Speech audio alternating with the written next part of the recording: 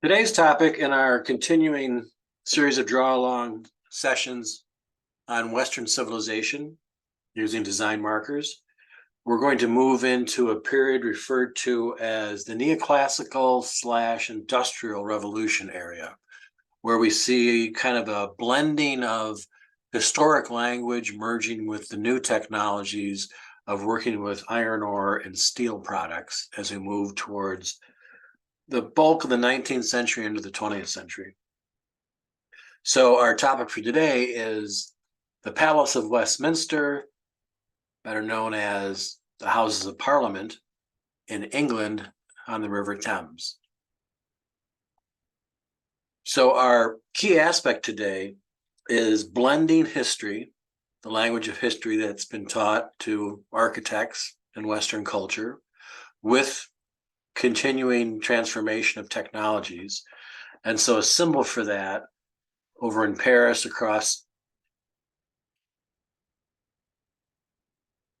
into the continent, we'll find the Eiffel Tower as an icon of the emerging technologies of iron ore produced into cast iron or wrought iron products to a height here of 300 meters, which dominates the city of Paris. How that relates to the Parliament here, which is actually in English perpendicular Gothic as a style we see over here. In the photograph that we're going to draw from, it is cladding a steel structure. So it's actually, or an iron structure. So it's cladding that, kind of blending the technology of higher tech back in the Gothic era to the higher tech of the 19th century, still with the image of the older historic ideas of English architecture. And yet in plan type we see in the model here, it's actually more of a formal classical squared off idea of three squared volumes that are joined together with courtyards to bring in natural light into the House of the Commons and the House of the Lords and all the secondary types of interior usage for this particular Palace of Westminster, which to this day is still owned by the Queen of England, now the King of England. And it's split into the Houses of Parliament, which lie on the north bank of the River Thames, and those are split into the Commons and the Lords.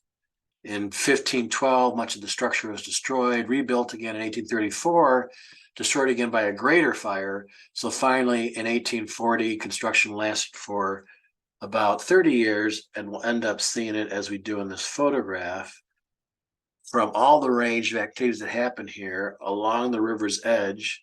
The photograph shows us drawing this from about this point of view as we keep canting this over until we see Big Ben here in the Elizabeth Tower. That's probably the most iconic tourist attraction, is Ben, the clock up top. And the backdrop, you see an even larger tower, the Victoria Tower, which rises up to about 325 feet. And then the central tower is kind of the apex that shifts between the House of Commons and House of the Lords in the center. But again, a very formalistic type planning with a neo-Gothic. Again, neo is going to be the way to describe the regeneration of an older style. So neo-Gothic is the new version of Gothic here. And it sort of has a nice kismet relationship with the iron behind it, because that also was kind of the structural kind of gymnastics of the Gothic back in the 12th, 13th, and 14th centuries in England. So we can move away from Paris here. Probably another way to make the idea of the industrial age more purposeful here is where it was born in England. One of the first things that iron was used for was more for an engineered approach to simply go from point A to point B. In that case, if you said that this was a riverbed down below, and then the sides or banks of the river take you down to it.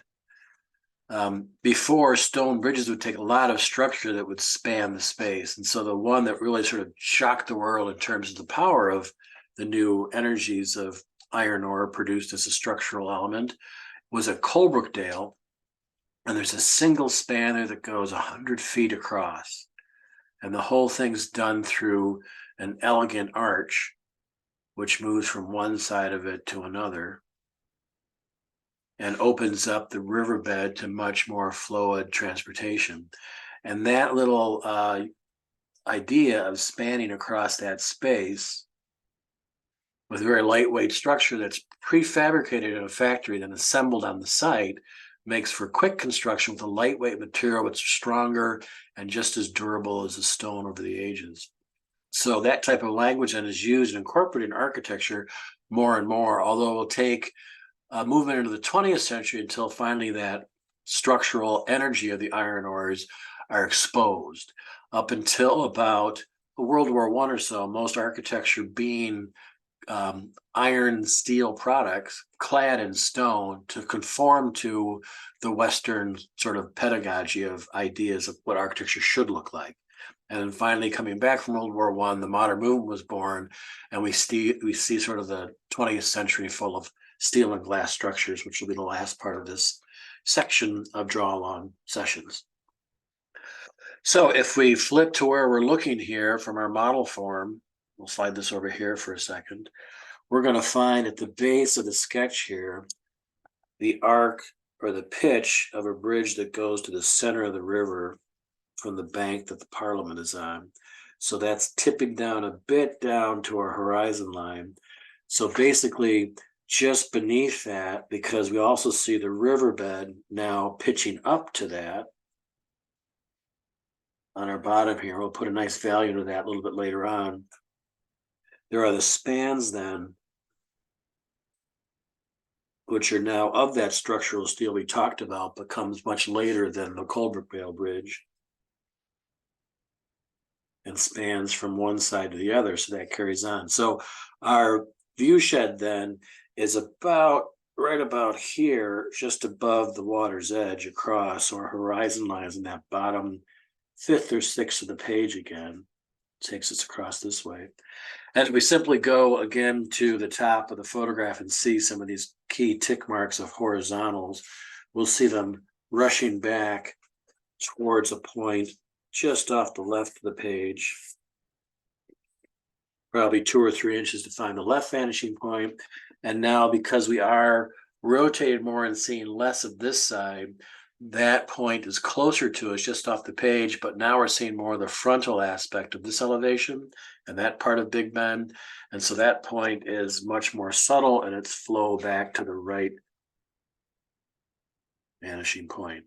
So all these lines are going to kick back and then meet off the page, probably a good 12, 15 inches off this way, but just keeping in mind that any horizontal will converge to that point off the page as we kind of show the different zones of Big Bend over here to the right.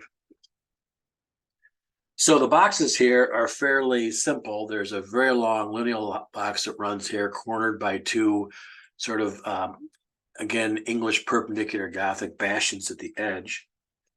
So that long run takes us from this point all the way across and then settles down on the top of the bridge.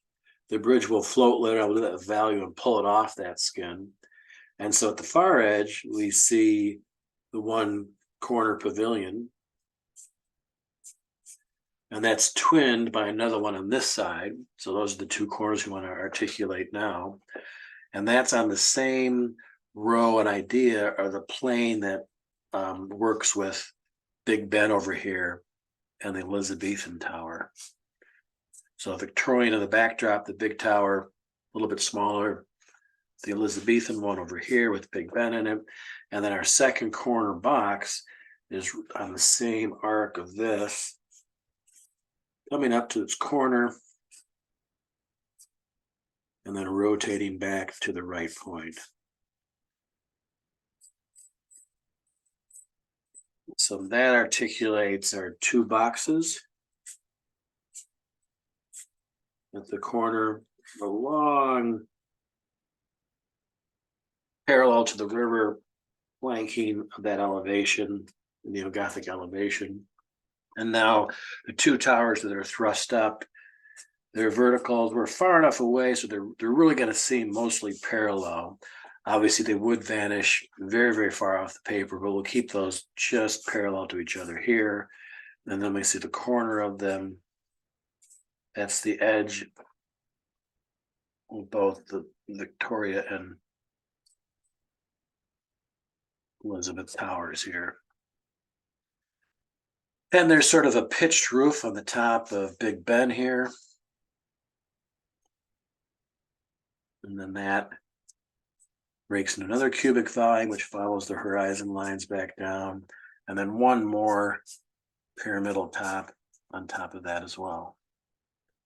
So again, with our 20%, we're just simply trying to locate all the key elements here as they move across. Now across the way, even though it seems like it's taller here in the foreground, it's in perspective. So this is the taller tower, but it's vanishing back. So it'll have smaller height here. The top of it projects up, and then it's got 4 corner details here, which kind of frame the space, the center turret, and then a very large finial in the center.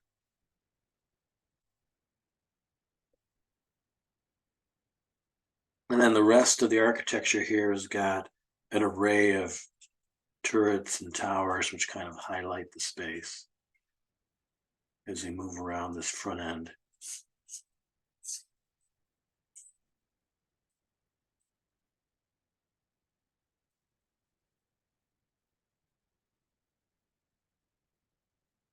And the horizontal lines that go and run across the whole scope of the building. And it gives us the anchoring of the different levels of floor line.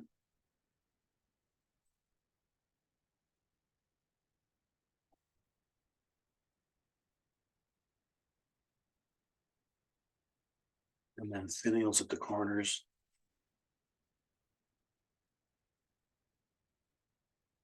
Here's the top of the central tower, which we see right here in octagonal format, which kind of links the sides together.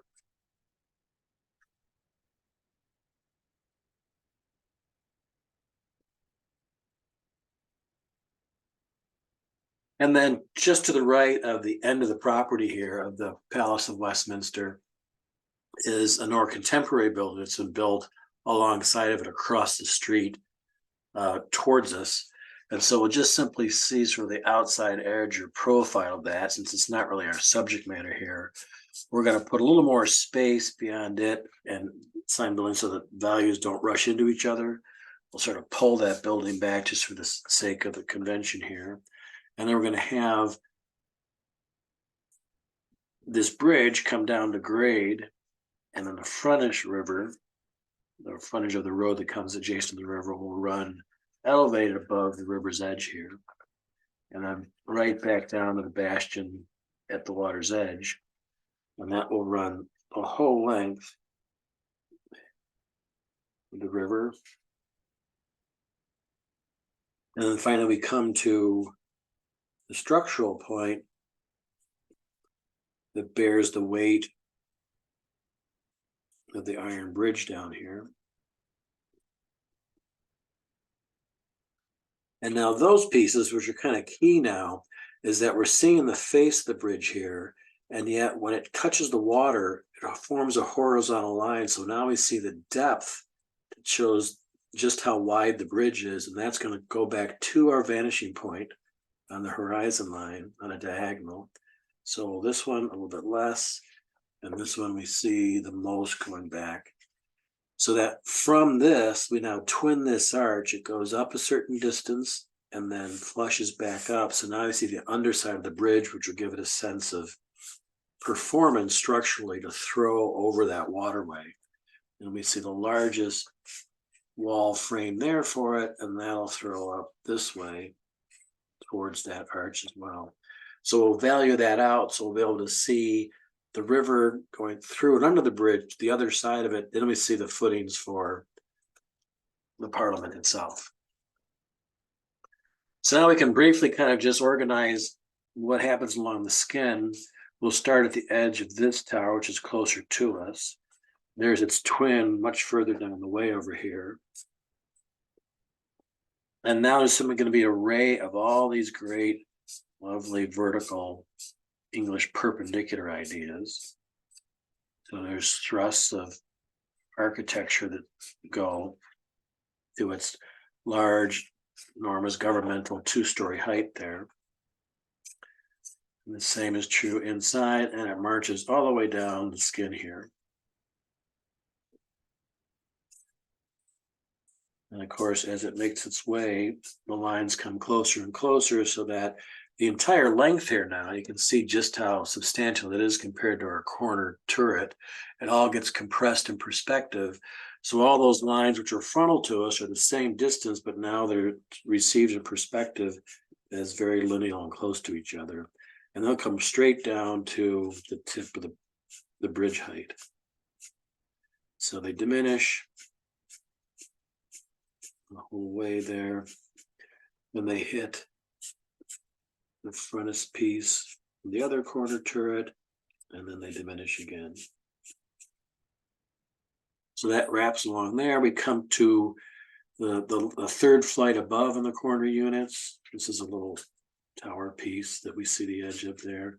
And we'll see an arch and an arch and an arch, and then the corner turret, and then 2 arches on this side. March up the main tower. Victoria in the back square. Again, Elizabeth up front here. 2 queens in the history of English Parliament. More castle-like bastions to the edges, and then it's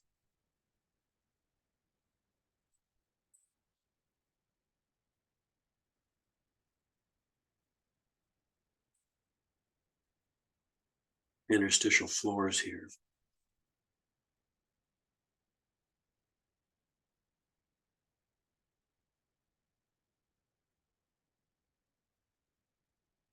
Come back over, we'll have on the key aspect here now is to find a nice perfect square in perspective. It's going to vanish back to our right point and then bisect it so we can find 4 key points, 1, 2, 3, and 4 around that.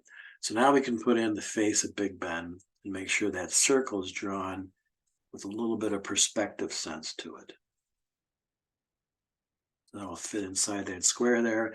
The same thing is on this face, but it's more oblique because again, it's in perspective going back. It's the same clock face on all 4 facades here.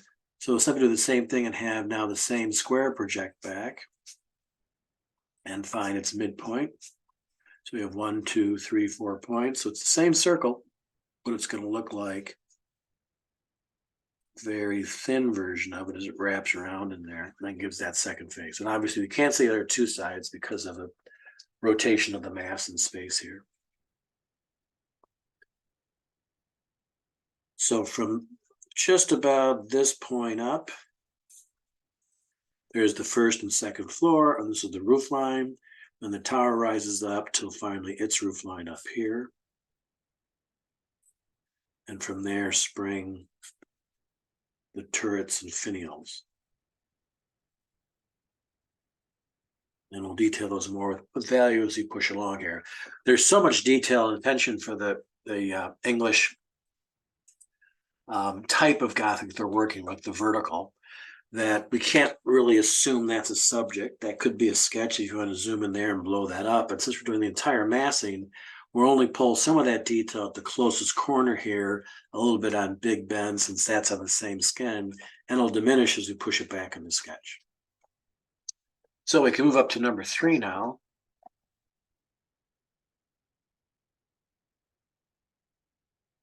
In the bulk of this, it's containing over 1,000 rooms and 100 staircases and spread over 4 floors in its entirety.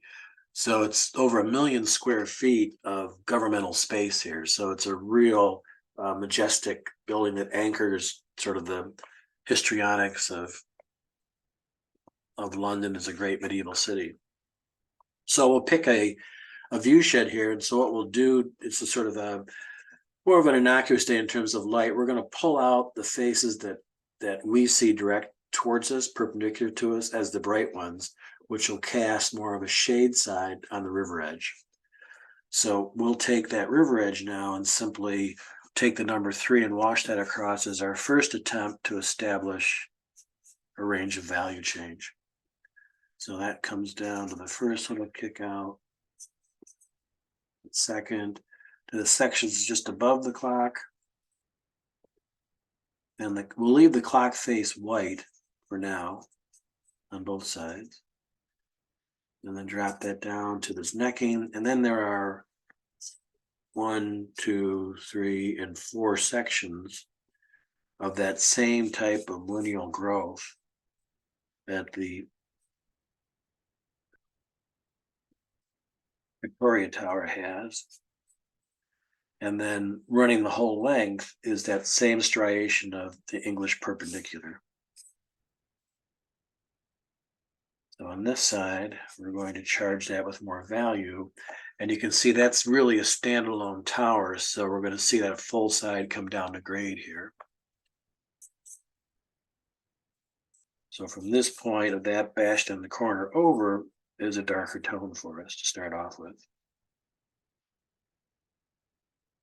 And you can see, even though it's number 3, it's starting to fade, almost look like a number 2 as the alcohol sets in. So we'll do the same on this side of the larger tower in the distance, Victoria. And you know that this whole skin will not receive the same light. Maybe a little shadow cast on that for now. And now we come to our corner block, and we're going to see that this whole face that starts with the bastion on the corner, one on this end as well. This whole face will be in shade. Coming down again right to the top of the bridge. So we'll keep our bridge brighter and whiter to keep it off the building in the foreground as we build it up. And now there's a bit of these true projections that we're going to see right on top of our view. So if our view is from here at grade, here's the corner. You can see how this one, which is a third of the way down the length of the building, is right next to the base, the outside edge of that now. So all this collapses into seeing all these towers kind of line up together. So we'll take that one to this point about here, then its twin a little bit further on down there, and then finally the anchoring one in the distance. And so this whole extraordinary piece of linear quality all gets valued out with a range of 30% for now. And we'll come back in and detail some of the punctures for windows in the higher levels of value in a second. So we're just sort of designing our composition for the future values that we'll assign to the building.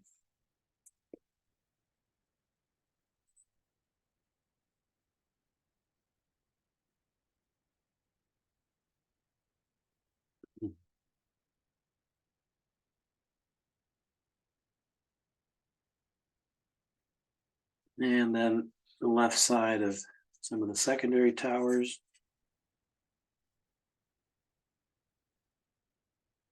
And now going down to give our base, because we want obviously that ground plane to come toward us and really support the weight and mass of all this. We're going to come to the underside of the bridge, because that'll certainly be in shade and then a cast shadow eventually, and then the underside of that arc to show we understand that this is a 3-dimensional form that's being thrown in space, not just the skin on the outside of it. And as it moves, in a sense, closer to us, we're going to be on line by the vanishing point on this side of the river. We see more and more of the wall that supports each of the bastions here. So it goes from small to medium to the largest section over on this end. And then really key here is that the sky will be a little bit darker than the river, because the river's working as a mirror to reflect the light, so it'll be a little bit brighter. But one of the darkest part to it is if the water down below is a mirror, it's reflecting what's directly above it. So the dark that's here is reflected by a dark right underneath it. So the water here is darkest right beneath the bridge. And that's a very critical dark to get us to go from the light of the river to the reflected shadow to the light of the river beyond it. And it's a very, like a 1/4 inch of dimension, but it's critical to hold on to that to make this work as a bridge that floats in our sketch. And to help this out, like all buildings, there's always a backdrop to it. So on the other end of the property here are the gardens. And so there is sort of an urban forest that comes up and kisses right against the building there. So we'll simply assign that 3 for those now. And the place to go darker later, which will pull the building off the back of the paper then. So maybe on this edge, we'll articulate in the same vanishing points a little bit of information of what happens adjacent to it, but we're not going to give it the value of our actual subject for this project. So a series of vertical elements at the top that rush away. And now we'll go back to 20 really quick and kind of assign some idea of what we want to do with the evaluation of the sky up above and the clouds. So we're going to take, again, like in any relative movement, a pen that doesn't necessarily have to follow our lines directly to our vanishing points because the sky operates differently than that. So they're able to float these a little more horizontally and run them through. Maybe one at the top up here, we'll run through. And then the distance there, if we did the next range of clouds beneath it, it would be probably only that far away, but be perceived as going back in perspective. And one after that, probably even closer as we move through a nice horizontal plane of cloud. And they don't have to be actually all parallel through it because clouds, nebulously get larger, contract, and expand. And so with the 20%, we can simply then start to just lay in a value that'll rush right up to the edge of a bright part of the building. So that'll be a nice reference point back and forth to it. And the one above it, maybe not press quite as hard.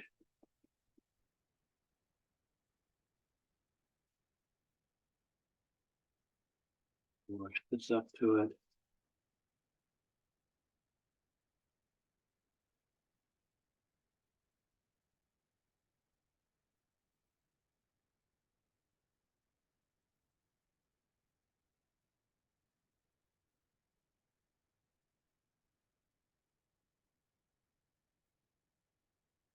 And we'll decide how much we want to take the value up, but maybe then one last piece while up here. We'll have that continuity for us. And then work the underside of the last passage of each wave of cloud a little bit bolder than the rest of the cloud bank.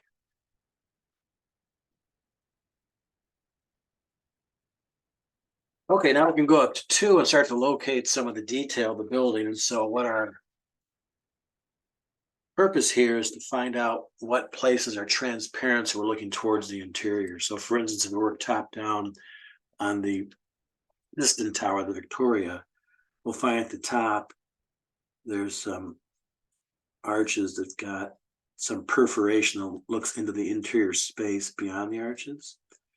And then beneath those, there are longer, slender ones. We won't see the third because there's the central tower, which is in front of us. But then it has a series of long, thin openings towards the interior. And also 2 twin elements at the top before we get to its finial. And the front face here has got twin arched windows. The 3rd floor, 2nd floor, and 1st floor area.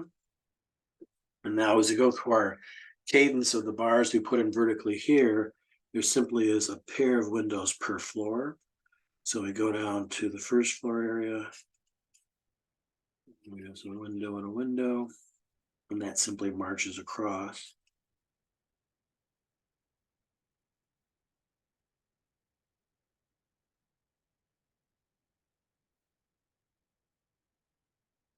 Follow that right up above.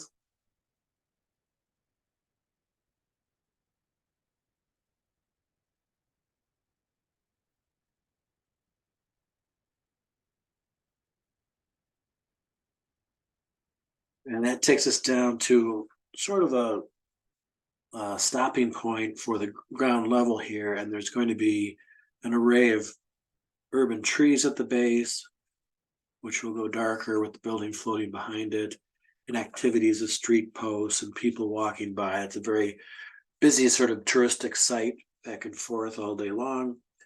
So I'll rush all the way down to the base here. And it turns the corner. Now we have the same information on this side, and you can see it's longer, and yet we're going to see more of these in their frontage. And all this information is just 3 times as deep. We're going to see it smashed into a very thin skin of this information about this distance moving back. So we'll have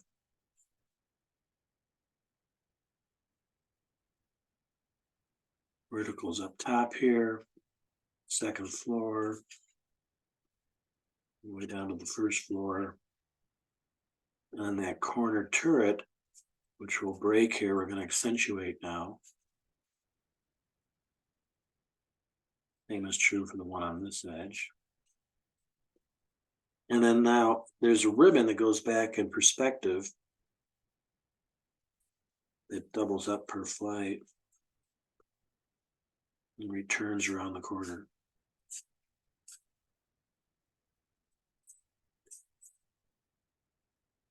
It's true at the top of the tower.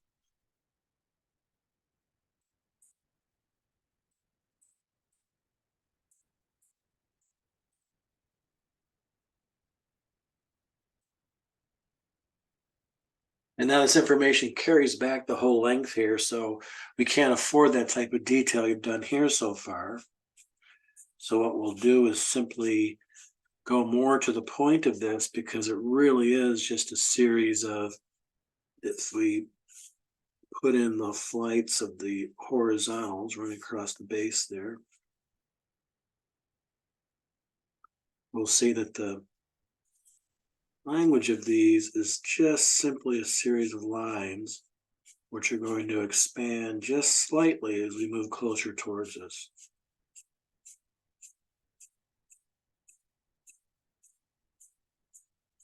And that layer will help kind of give the idea that it still is the perpendicular. We're doing sort of a little quick code for it now, and it isn't quite as obvious as the original intent there. So we'll take this over and show these 2 windows that are identical down here on that floor. One's beneath them. You'll see the edge. Second floor, first floor. And so now it's more of a doodle or a diagram of what we did up here. We'll detail this more and more, and this will sort of fade out to the back, but it'll replicate that in terms of its value.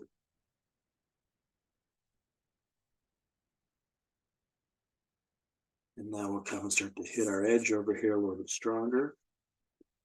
And we'll have it fade to the edge of the paper. No sense taking the value right to our 2-dimensional part. Make sure we make all this 3. As you get away from the subject, it fades back to just the 2-dimensional paper before we come to the edge itself.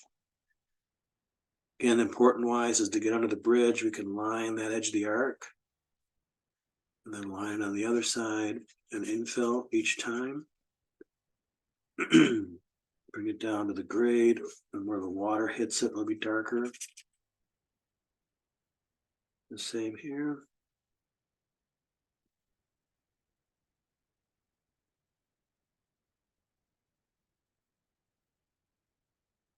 And one more time right over here at the lip to get that grill started. Because again, the bridge isn't our subject, but it's a great way to frame the building. Now we'll bring this sort of cantilever deck here over the walkway along the river. And that comes down and isn't receiving light from this side because it's underneath sort of the canopy. So we'll kind of project that structure for that canopy.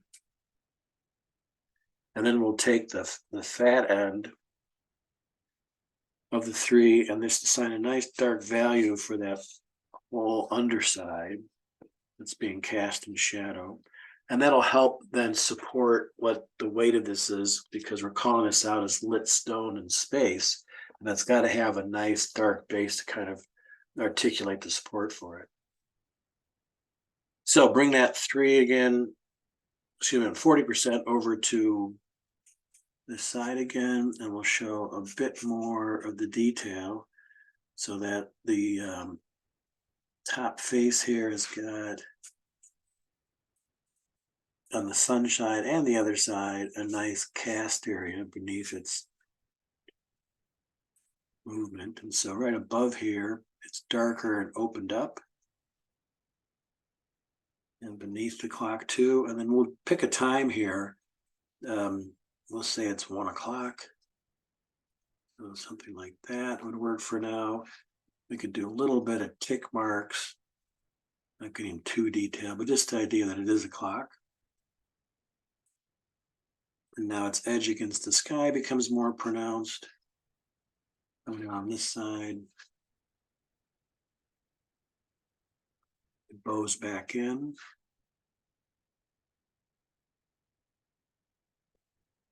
And now those horizontals we've drawn here also occur on the clock tower, Big Ben. Brings us way down the side.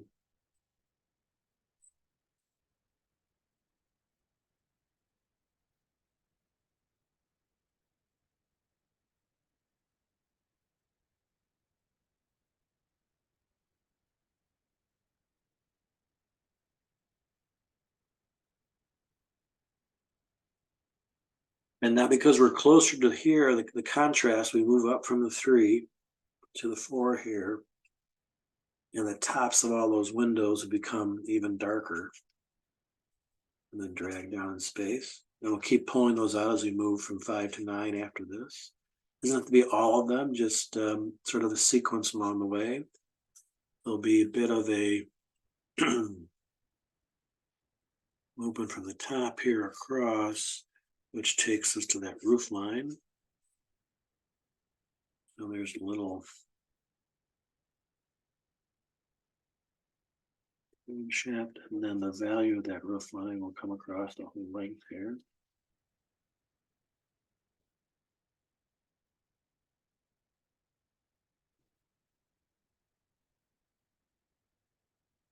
And because the sun's coming from that right side, the first bay over here, bay and a half, will be in shade adjacent to it, and that'll pop the edge of the tower out a little bit.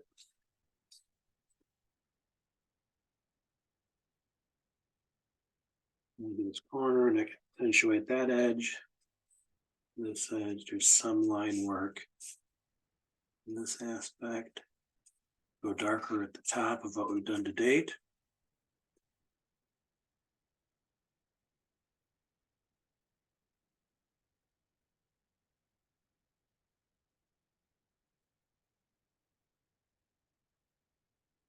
Even the tops of the finials here will vanish because that's a horizontal line between the two, and these two vanish this way, so we can always detail in perspective. And now we'll move to number 5, which will kind of finalize our layout for how you want to proceed with the final ones that move toward black. And that's our goal here, is always to get to black. So we can come back into the darkest area at the top and show the pitched roof above the 3rd floor. And we'll see a little bit of that as it rotates around here, when a lot of the exterior kind of blocks our view of it, some of the detail.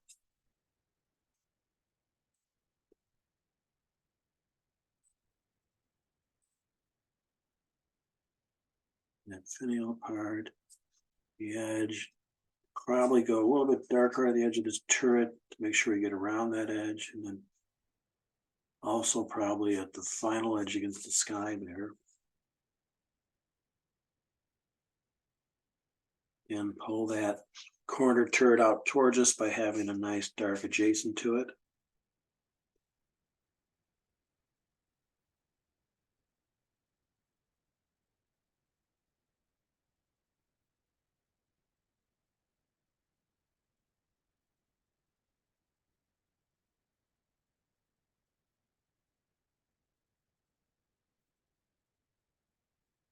not to the existing windows, and then the left side of the shaft of English perpendicular trim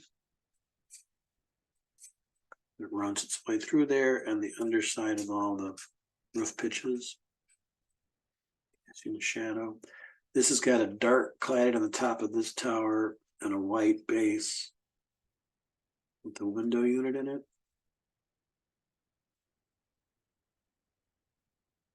And this one has got twin windows.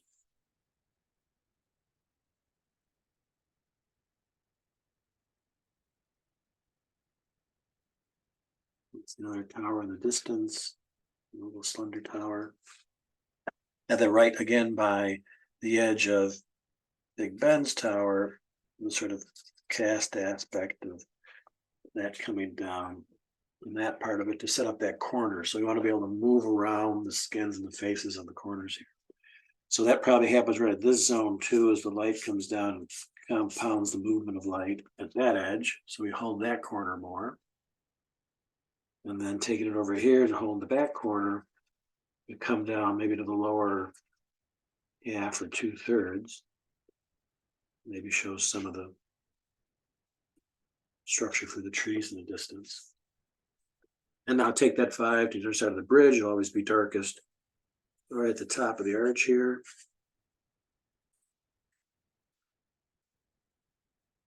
Bring that down where it meets the waterway. That's important. And now take from the edge of the bridge and pull that and then release. So it kind of ends up strongest on one side. Because as it comes out and the bridge gets higher, there's more light bouncing around, lighting up that mirrored shadow of the underside of the bridge. So just press hard at the edge and then pull your ink pen off as you move from right to left. That's starting to set that down. We'll move to number 6. And now it's the same thing with 5, only it's probably half the time. So let's start again with our key aspect, which is really Ben, this corner and the backdrop of Victoria behind. So let's start at the top of Victoria and start to edge from left to right. You see a little bit of the underside of that, these guys up here. Openings.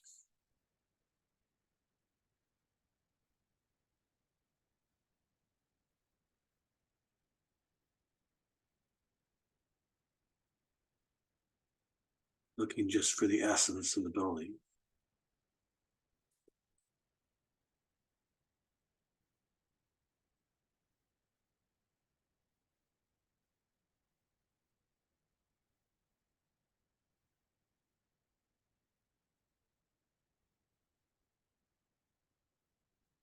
Yeah, shadow by the horizontal detail that runs across.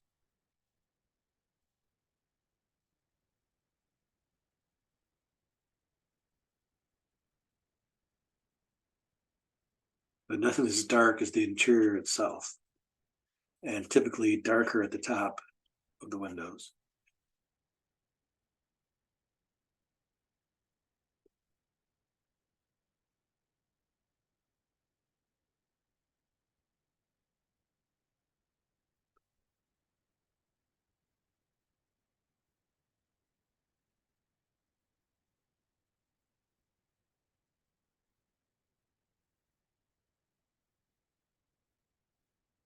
See another little bit of a darker tower in the backdrop here rising behind our foreground.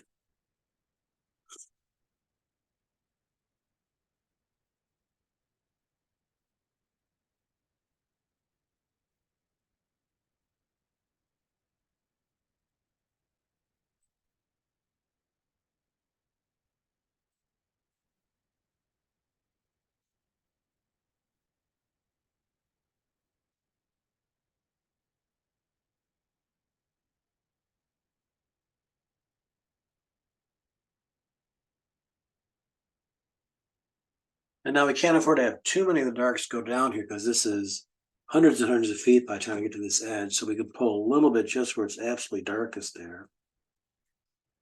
and those fire windows, and more of just a little line itself and those back sides, and then probably to show the roofing line.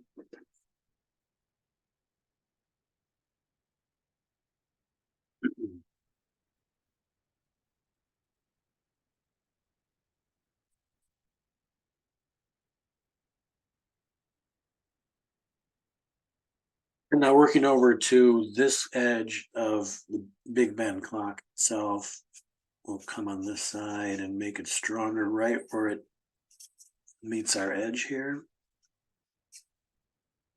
Remember to keep the clock face white on this side as well.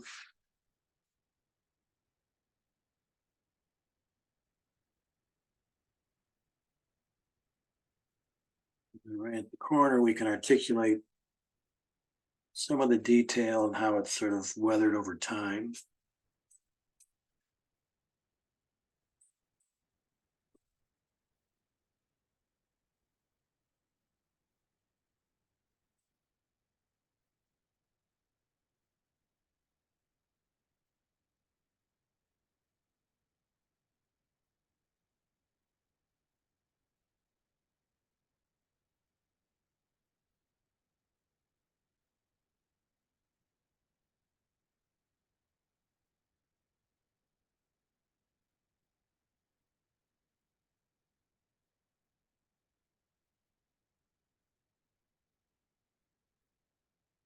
Back down to the city street edge. So urban plantings here. And then we'll lift those off of the road height. So they sit higher off the street. And we probably have to come to the top edge of the bridge then and have that come down to grade. And pull that off of the backdrop by showing that as a crisper line.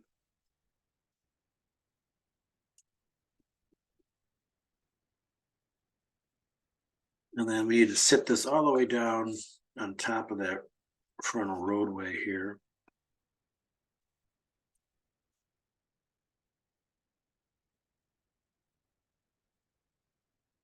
Now to show the light hitting that, we're going to go dark between our neighboring building and Parliament itself. That's showing us that when we come to this point in real life, we wrap around, there's an open space on this side. So that edge has to be really strong with the distance there. So we'll come over on this side now.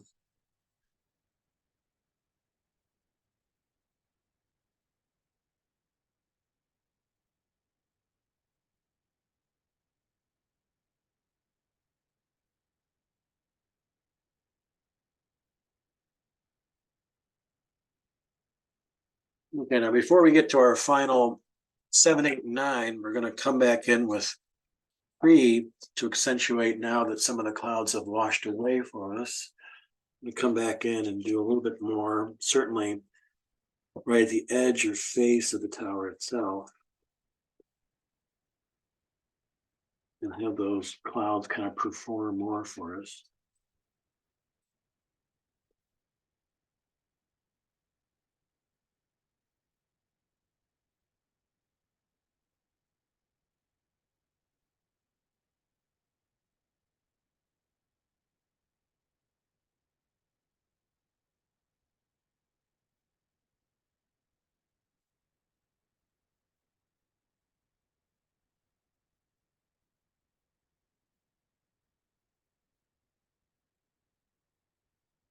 And I think we'll go back to 20 and even drop it all the way down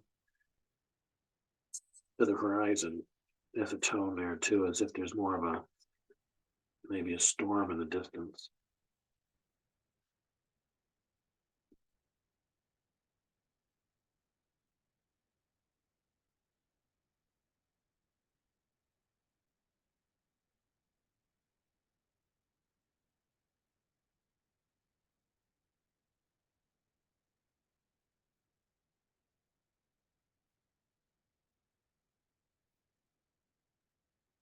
And now we'll come to a 30 to start with, and we'll do some of the movement of the waterway here, because right now we're projecting it to be cascading structure over water, but as a white piece now, it doesn't really have much content to it. So we're going to take the line of the movement of water as if the water's moving from this direction here. And so its ripples and stuff would be perpendicular to the side. So if there's a vanishing point over here, the ones that are coming from the right, perpendicular, just running off of that point, and now find the midpoint for the next one. And now come back in and find the point in between those two. Next one that comes adjacent to it here, next one there. And then we find one that's perpendicular, the dark line of the back riverbank that runs underneath and shows us the movement of the water going down its course. So take that with the 3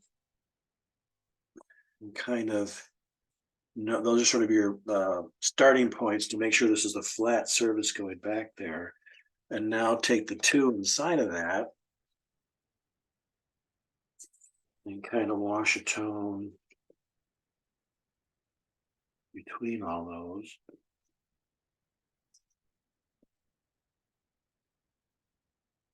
And that should help pull this down into the ground plane. So there's some activity down here. You can do the 2 as well as the 3 inside there and move the water more if you like, or it's a calmer day, but the Thames is a pretty active river in commerce and in tourism.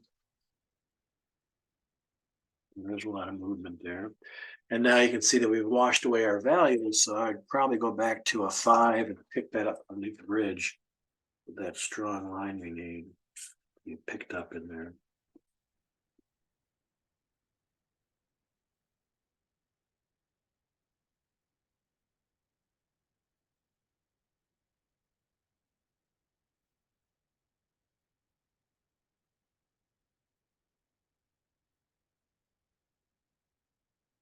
Okay, now we're moving to 7, 8, 9.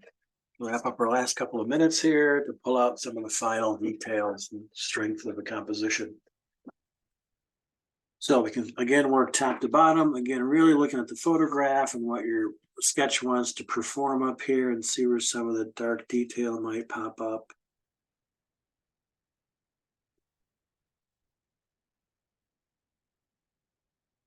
An indication of thousands and thousands of details and spires and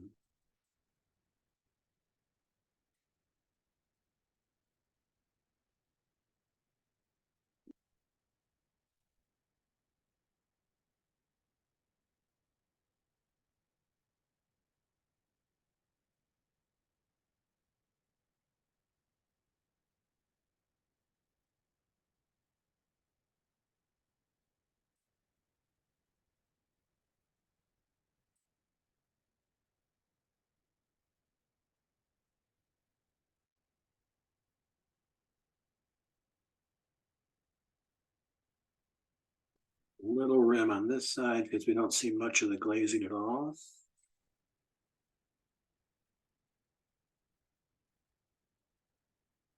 And edge that nice and strong. You know, some of the, it's almost a point of age and pollution in the air over the years that gives a nice dark line beneath the stone trim due to the wages of time.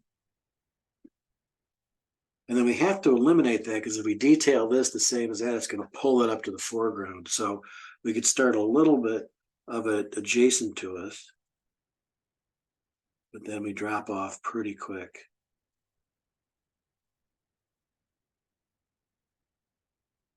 Same is true on this side. Start at the top and drop down. And the more you sort of vary the darks within the other grays you've already done, the more, again, it articulates the idea that there's activity behind the dark areas.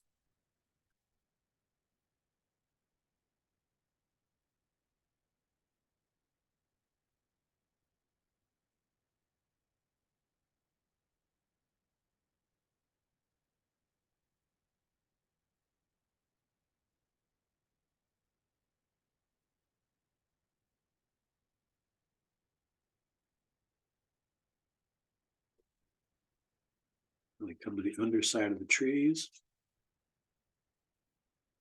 They seem like they're three-dimensional as well. Probably carries some of the depth within the shadowed area here next to the tower.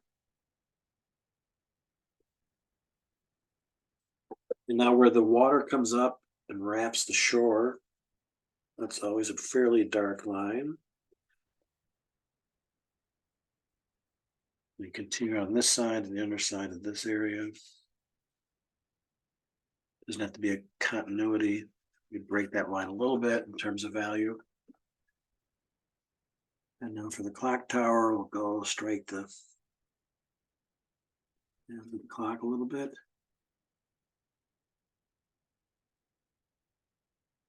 Suggesting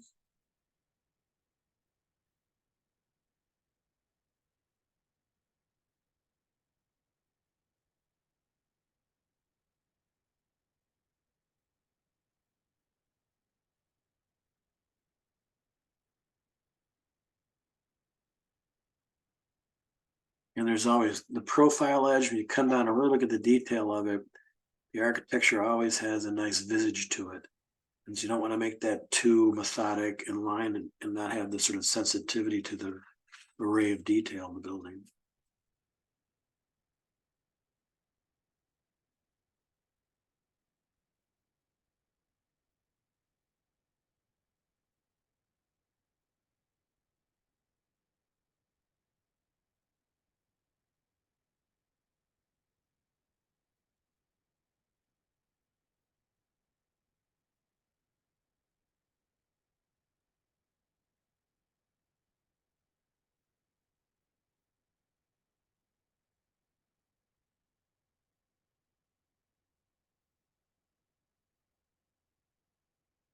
And number 8, even less time. Go back right where the 7s were. Maybe do partial of those lines.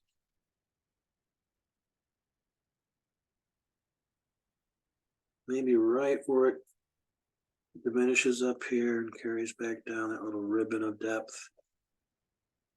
Again, helping to pull that bridge out for us.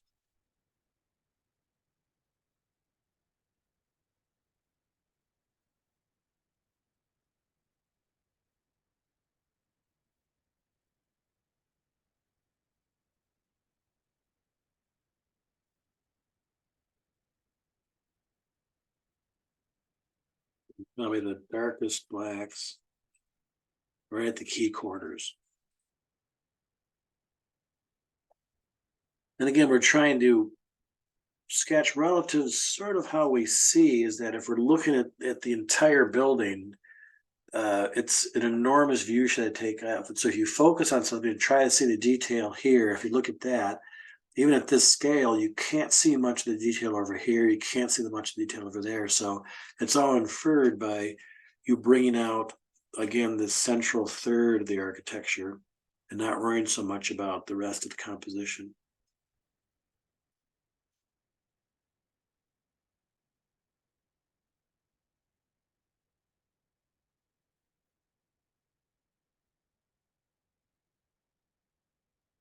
And now number 8. Was that 8? That was 8. Number 9.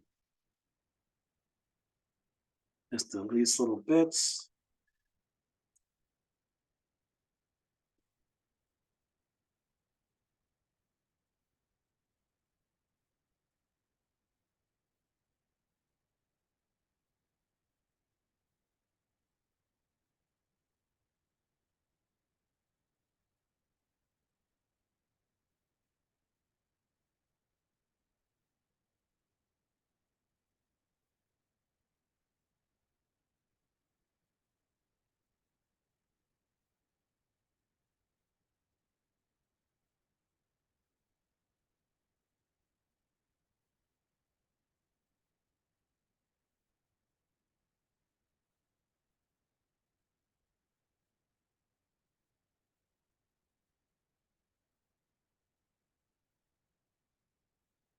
You pull a little bit back on the far end of that one.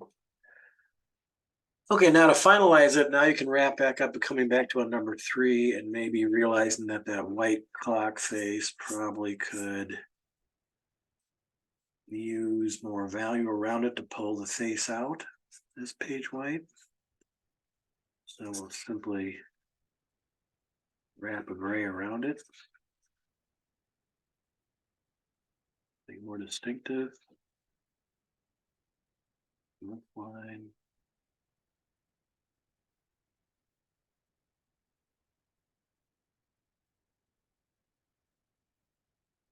Now you're just sort of taking the 3 and burnishing it and blending some of the tones and colors so far. We will pull the 5 back in here on this cast shadow. But again, this is the idea of moving towards black. Where do we actually accentuate the relationship change between the building, the sky, the adjacent parts of the building, and so forth? We move over here.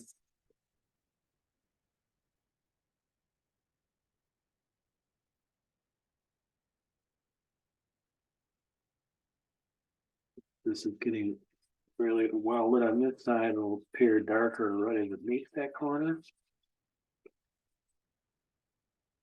The alcohol now blends the sketch in there.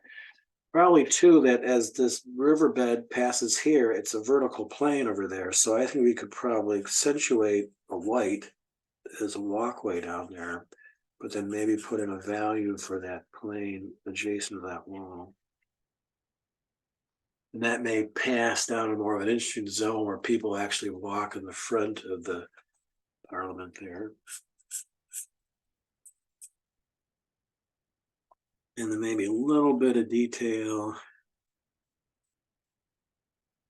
on all these skins here.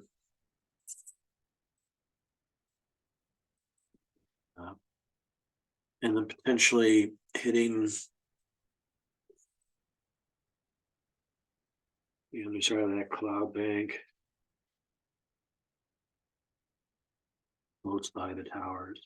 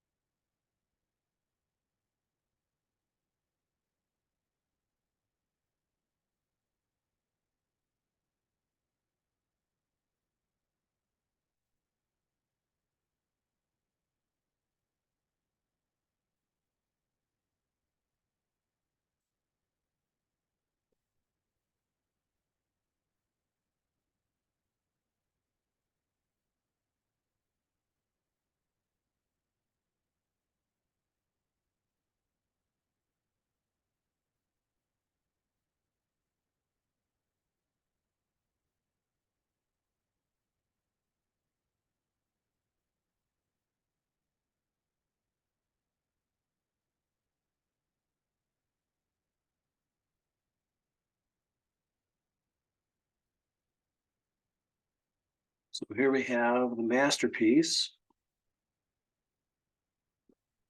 of A.W. Pugin and Charles Berry, and their collaboration on the plan and the interior decoration have created a great historical piece relative to the histories of the Gothic language and British culture over the years, over decades and centuries, and bringing that up with almost a modernist point of view of the structural integrity through the steel inside and sort of the classical language of planning to organize chambers, the Commons chambers and the Lord's chamber.